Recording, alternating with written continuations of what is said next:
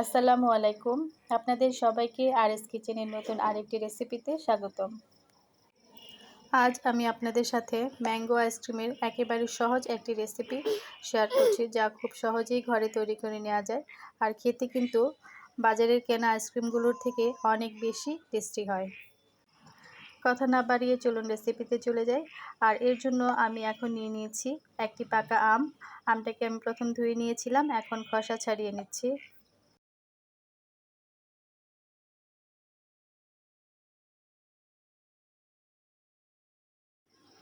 খোসা ছাড়ানো হয়ে গেলে এখন আমটাকে আমি পিস পিস করে কেটে নেব।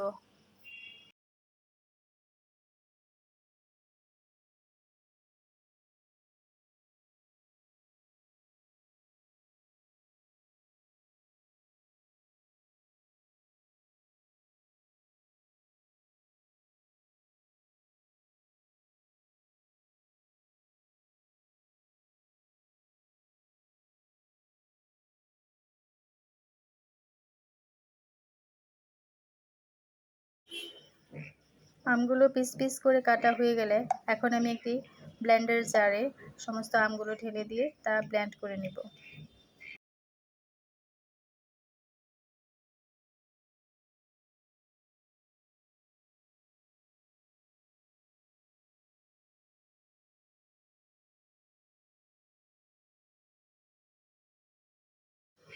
আমটা ব্লেন্ড করা হয়ে গেলে এটাকে একপাশে রেখে আমি পরবর্তী স্টেপে চলে যাচ্ছি। আর এর জন্য আমি নিয়ে নিয়েছি হুইপ ক্রিম। এখানে নিয়েছি আমি 1 কাপ পরিমাণে, মানে 250 ml। আর এটাকে আমি এখন কিছুক্ষণ ব্লেন্ড করে নিব। আর হুইপ ক্রিমটা অবশ্যই ফ্রিজে থাকতে হবে। এটাকে আমি ডিপ ফ্রিজ থেকে নামিয়ে একটু লিকুইড করে নিয়েছিলাম। আপনারা চাইলে হালকা বরফ থাকা অবস্থায় এটা বিট করতে পারেন, তবে আমি এটাকে একটু লিকুইড করে নিয়ে এরপরে ব্লেন্ড করতে সুবিধা হবে সেজন্য আমি এটাকে লিকুইড করে নিয়েছি এবং একটু ব্লেন্ড করে নিয়েছি। আর যেহেতু গরমের দিন, অবশ্যই খেয়াল রাখতে হবে যেন হুইপ ক্রিমটা একেবারে ফ্রিজ থেকে বের করা হয়। কিছুক্ষণ ব্লেন্ড করা হয়ে গেলে এখানে আমি চিনি দিয়ে দিচ্ছি 1/3 কাপ। আর চিনিটাকে আমি ব্লেন্ডার মেশিনে এটাকে আমি একটু গুঁড়ো করে নিয়েছিলাম, তা না হলে আইসক্রিমটা যখন তৈরি করব তার মধ্যে চিনিটা দাঁতের নিচে পড়লে খুবই বাজে লাগে। এখানে আইসিং সুগার নিতে পারেন, অথবা আপনারা চাইলে কনডেন্স মিল্কও ইউজ করতে পারেন। চিনি অ্যাড করার পরে এটাকে আমি আবার খুব ভালো করে ব্লেন্ড করে নিচ্ছি।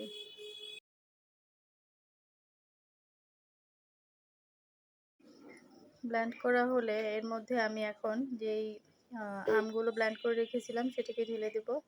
আর এখানে আমি অফ ক্যামেরায় কিন্তু একটু ম্যাঙ্গো এসেন্স ইউজ করেছি, আপনারা সেটা ইউজ করবেন, কারণ তা না হলে আমের যে ফ্লেভারটা সেটা কিন্তু পাবেন না। আর আমটা দিলে আমি এখানে একটা আম দিয়েছি, আপনারা চাইলে এখানে একটা আমের পরিবর্তে 2টা আমও ইউজ করতে পারেন, তবে আমি হালকা একটা কালার আনতে চেয়েছিলাম আমের, সেজন্য আমি এখানে একটা আম দিয়েছি। আর এখানে আমি কোনো ফুড কালার ইউজ করব না, কারণ এই কালারটাই যথেষ্ট ভালো লাগে।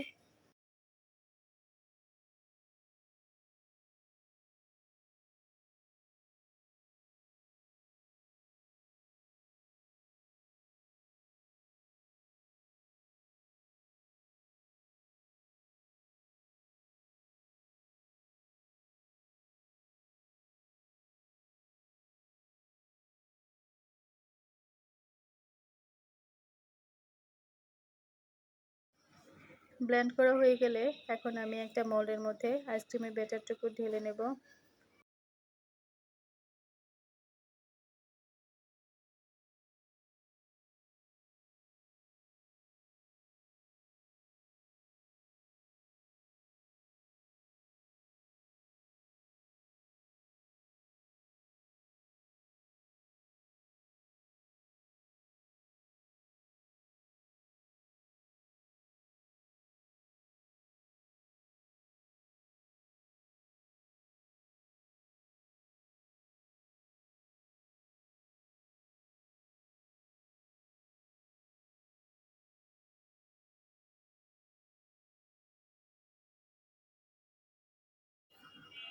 আর ঢেলে নেওয়া হয়ে গেলে এটাকে আমি একটু সমান করে নিয়ে এর মধ্যে আমি উপর থেকে কিছু আমের কিউব দিয়ে দিব।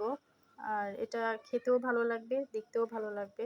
তো আপনারা চাইলে পুরা ব্যাটারটার সাথে ওইভাবে মিশিয়ে দিতে পারেন, আমি শুধু উপরিয়ে দিচ্ছি। ম্যাঙ্গো আইসক্রিমটা তৈরি করলে তার মধ্যে যখন এই আমের কিউবগুলো দেওয়া হয় এবং এটা খাওয়ার সময় খুবই ভালো লাগে। একটা ফ্রেশ আমের ফিলিংস আসে এবং খেতে খুবই, খুবই ভালো লাগে।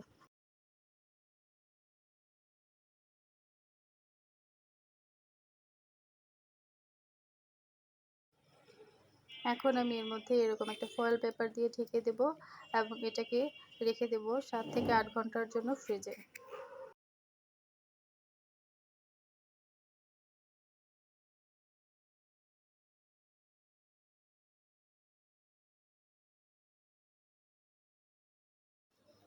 আমি ৮ ঘন্টা পরে ফ্রিজ থেকে আইসক্রিমটাকে বের করে নিয়ে আসছি।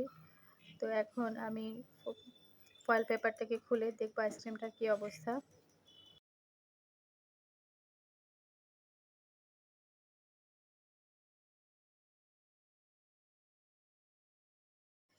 এখন আইসক্রিমটাকে আমি একটু সার্ভ করে দেখাচ্ছি।